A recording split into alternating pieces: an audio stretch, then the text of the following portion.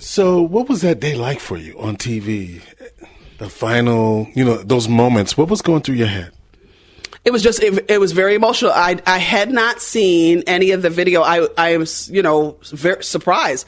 When I had my 25th anniversary, I was honored by the county executive and also the mayor of Syracuse. So I was presented with a proclamation, Jackie Robinson Day. I had no idea when I got up to that it was Jackie Robinson Day. Mm-hmm. But so I'm being honored by the mayor and county executive. And then also all these roses, and it was just nice. They spoke to Jim Boeheim and Coach Boeheim. He was happy, and he had wonderful things to say. And Coach McPherson, and I didn't know all the things that they had prepared.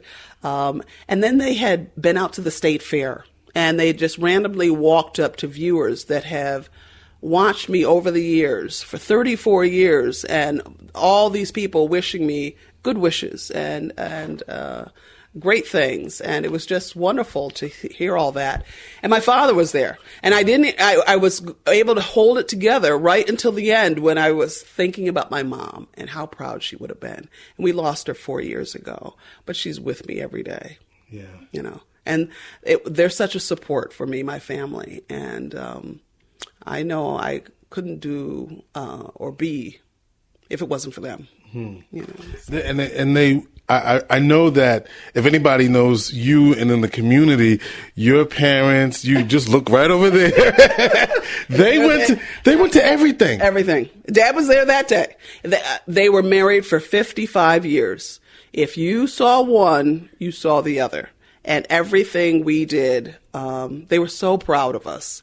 But we were so proud of them. They had done so well with all of us. I remember being honored by Family of the Year, and Dennis Dowdell passing the torch with News and Views Black Perspective, and then it became City Scene. Yeah. And just all the things that have happened in the community. But everybody has just been amazing. It's just overwhelming, the support that I've had, and all the I've touched so many lives and people I didn't know. And then Jeff Glore that sent a message from CBS News. Yeah, and he was my co-anchor, for many years. You sent him on, you trained him well. Right. So they're all over the country, but we've had a number of students and interns there, and I just want to encourage them. That it's a great field, and it's not always the big different stories. Now though. It's very different. Yeah. This is not the business we went into. It's very different, but just some great stories. And I think back to that Vanessa Williams, and is that the moment for you in your career? Oh. There's so many, but that one stands out just because I got to know her very, very well. Mm-hmm. We had interviewed her as Miss Greater Syracuse and at the Nottingham High School, and then at the state level. And I just remember telling the news director, this girl's going to win.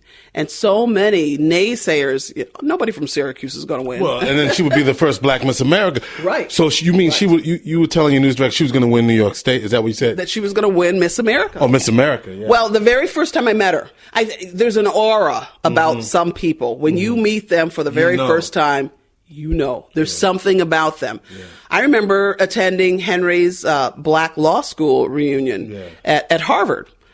And this Illinois senator speaking that had spoken at the convention. Now, he had not announced yet, and people were just coming under the tent wanting to hear him.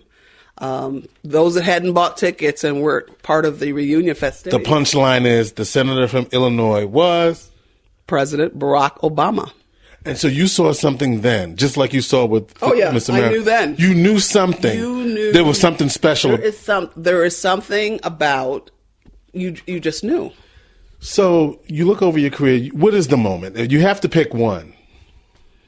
What is the moment?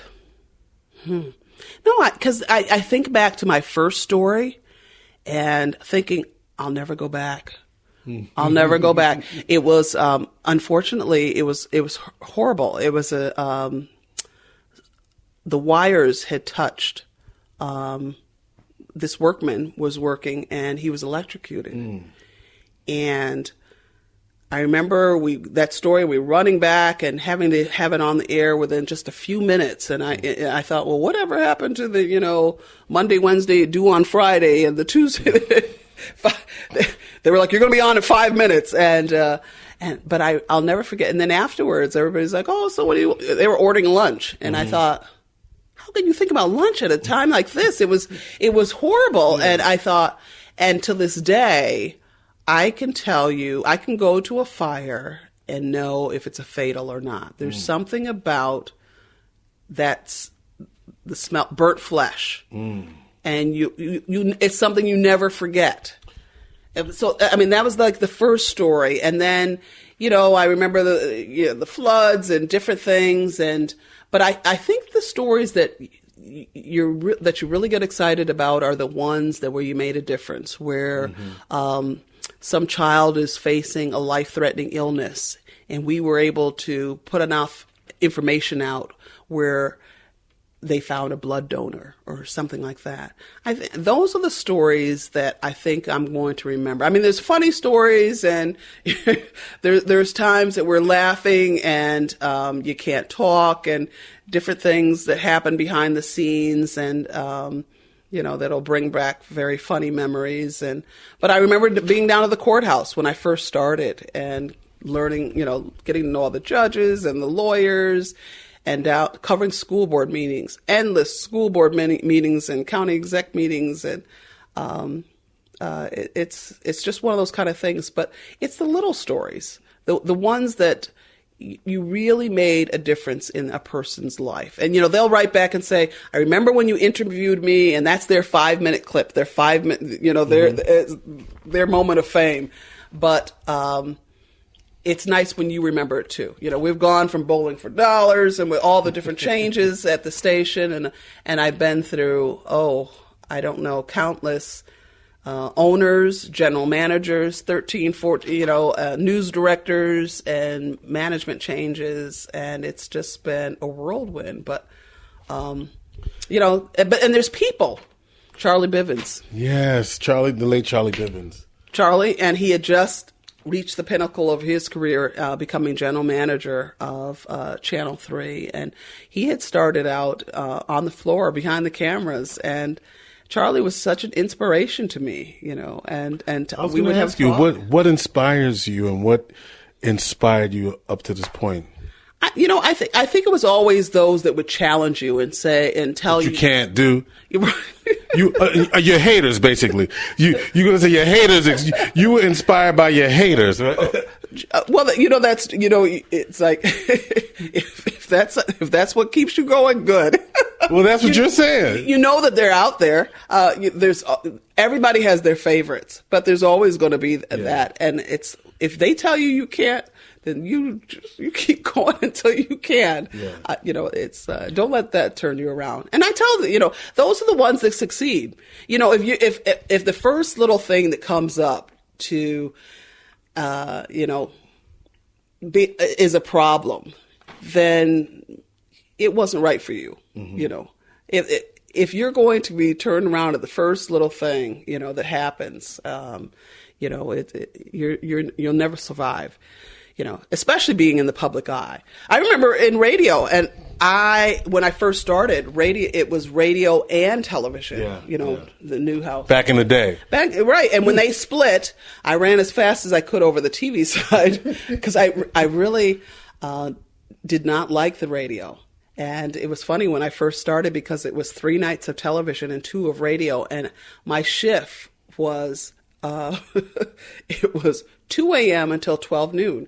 Now, this will take you back. I would leave the disco, Lost Horizon, and disco right on in there to Channel 3, and every hour on the hour delivering the news. And it was one of those kind of things where, everybody else is going to bed, and and then I would get off at 12 noon, leaving in my gold lame, whatever I had been out in it the night before. But, I didn't. But radio was so funny, and I'll never forget the very first time I went into the radio booth, and it was live then. Yeah. And I'll never forget a couple of the carts didn't work. back then. Not everything was automated. So yeah, a couple of you put the cart in. Oh, I know what you're talking. Yeah, because you had to get all your carts ready for each break. The news ready. And the news, your cuts were on the carts, and you had to cut them up and make sure that you had the bites.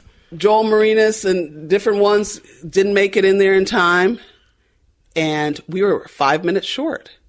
And they had always said, bring extra wire copy in there with you and whatever. And I had gone in there. I did not have enough wire copy. And I'll never forget, I flipped the show over and recapping today's news. And I cried. I locked myself in the booth. They could not get me out of there. I was so upset. But it never happened again. It never happened. You had to... Joel Marinas, Jerry Barsha, I didn't care who it was or what. You had extra stuff ready. As you're running into the booth, you ripped it off and kept going. But I'll never forget that happening. And I said, it'll never happen again. But and you learn, and that you learn from those mistakes and that sort of thing. But any regrets?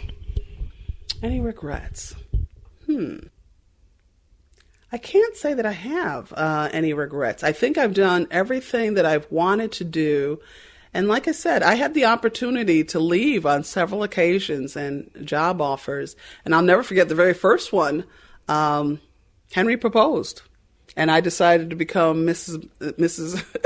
Henry Melchor. Yeah. But and I'll never forget the news director said, "Now don't come if you're just coming to visit and take the plane trip and that sort of thing," which I was.